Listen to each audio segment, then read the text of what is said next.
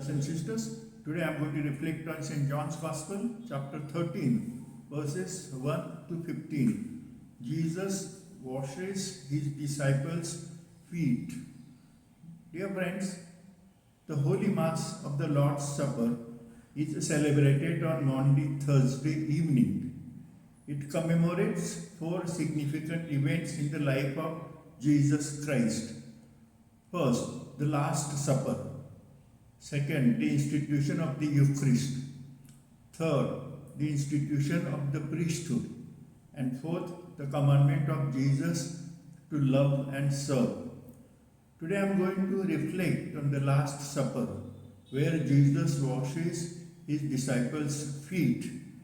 Please read this passage from the Gospel of John, John 13, 1 to 15 completely, so that you can understand this reflection better.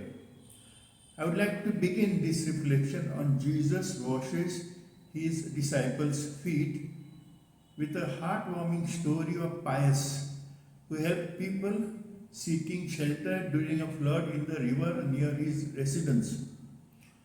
It was the rainy season, but the rainfall had been infrequent and not very heavy. Suddenly, one evening, it began to pour and continued without stopping for 3 days. Water was seen everywhere, and the small river flowing through the village began to swell. Crossing the danger level, people started evacuating their homes. Pius's house was built on a small hilltop in the middle of the village, and therefore it remained safe.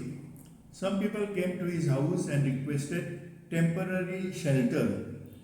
Pius responded immediately. Without hesitation, he welcomed them along with their small children. He not only provided them with shelter but also shared whatever food he could afford. Message of the story.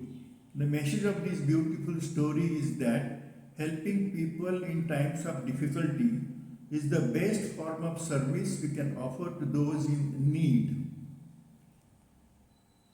The Last Supper. Jesus washes his disciples' feet. It was just before the Passover festival. Jesus knew that the hour had come for him to leave this world and go to the Father. Having loved his own who were in the world, he loved them to the end. John 13:1.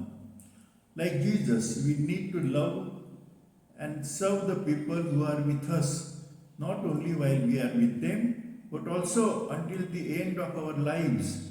In other words, we should never cease loving and serving them throughout our entire life, no matter what the consequences may be. We are called to love and serve the people until the end of our life's journey and even through the end of their life's journey. Despite the hardships we may face and the sacrifices we have to make in order to continue loving and serving them faithfully. The evening meal was in progress. The devil had already prompted Judas, the son of Simon Iscariot, to betray Jesus. John 13:2. Like Judas was prompted by the devil to betray Jesus, we too may be tempted from time to time to betray him. However, our betrayal will not be a physical one like that of Judas, because Jesus is no longer physically present in the world today. In our lives, betraying Jesus means refusing to follow his teachings for worldly attractions, material benefits, pleasures of the flesh, or any other selfish reasons. We should never betray Jesus, even if we have to face hardships, trials, and tribulations, and make many sacrifices. True disciples never betray Jesus, and we must always strive to remain his faithful disciples. By washing the feet of his disciples, Jesus has taught us to serve the people we come in contact with. Serving others can also mean encouraging them to do something meaningful in their lives or motivating them to achieve their goals. All these things should not be done merely through words, but through concrete actions, because actions often speak louder than words.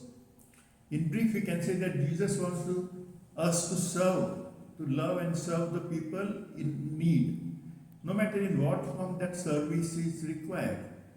We must follow this command of Jesus and be willing to bear all the trials, tribulations, and suffering that may come along with our efforts to serve others. When he had finished washing their feet, he put on his clothes and returned to his place. Do you understand what I have done for you? He asked them. You call me teacher and Lord, and rightly so, for that is what I am. Now that I, your Lord and teacher, have washed your feet, you also should wash each one another's feet. I have set you an example that you should do as I have done for you. John 13, 12 to 15. Jesus is the greatest teacher of all because he not only teaches but also practices what he teaches. He teaches only what he lives out in his life. This is clearly seen when he says to his disciples, now that I, your Lord and teacher, have washed your feet, you also should wash one another's feet. I have set you an example that you should do as I have done to you, as I have done for you. John 13, 14 to 15. It is therefore imperative for us to put into practice the teaching of service that Jesus has given us. As explained earlier, this service can take many forms. The type of or the form of service we render is not important as the very act of serving those in need. I would like to conclude this reflection on Jesus washes his disciples' feet with the heartwarming story of Manisha, who spent a night with the mother of her friend Nisha, who was admitted in the hospital so that Nisha could go home and rest. Manisha and Nisha were very close friends, and they could not let a day pass without meeting each other. One day, Nisha came to know that Manisha was absent from college for a few days, and Nisha had no idea what had happened. So she went to Manisha's house only to learn that Manisha was in the hospital, taking care of her sick mother. Her mother had been admitted for the past few days due to a high fever, which had left her very weak and required her to stay in the hospital for some more days. Nisha went to the hospital, met Manisha, and after inquiring about her mother's health, offered to stay with her mother for one night so that Manisha could go home and rest. Manisha readily agreed as she was exhausted and in great need of rest. The message of this beautiful story is that true love is expressed through our actions. Dear friends, thank you very much for watching my video and listening to my reflection with such care and love. I would be happy to hear your comments and suggestions. You may contact me on WhatsApp or by phone at 703-0447-934. I invite you to join my WhatsApp channel, Patrick Reflections, where I share my reflections, videos on biblical and psycho-spiritual themes, daily greetings and selected inspiring content. Please also subscribe to my YouTube channel, Father Dr. Patrick D'Souza, and visit my website, https://worldofemotions.in, where you can freely download my book Treasures of Human Personhood in ebook and audiobook formats. You can also read my reflections and watch my videos on Facebook. Kindly share this reflection and the channel details with your friends and contacts. You are most welcome to contact me for personal guidance. Catholic friends who wish to make a confession may also approach me. My prayer for you: may God bless you and your families with health, happiness and holiness, and fulfill all your dreams according to His will. Amen. Thank you.